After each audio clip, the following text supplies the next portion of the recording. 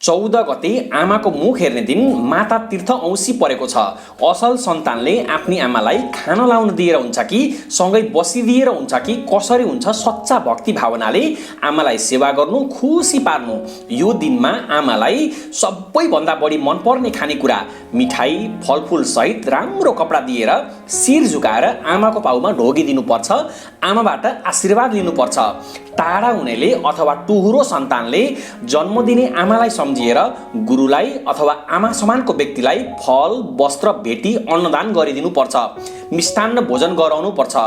यदि आमा हुनुहुन्न भने स्वर्गीय माताको चिर शान्तिको लागि छोराछोरीले साँझमा माटाका पालामा 7 सुते 21 वटा घिउको बत्ती बालेर दक्षिण फर्केर ओम माता चरण कमलेभ्यो नमः भनेर आँखा बन्द गरेर आमाको नाम लिएर बत्तीलाई तुलसीको मैरीमा राखिदिनु पर्छ। यसो गर्नाले आमा खुसी भएर सन्तानलाई आशीर्वाद दिन्छन्, सम्पूर्ण दुःख कष्टबाट मुक्त गराइदिन्छन्। आमाको गुण कसैले तिर्न सक्दैन। कमेन्टमा मेरी आमालाई कोटी कोटी प्रणाम लेख्नुहोला, तपाईको कल्याण हुनेछ।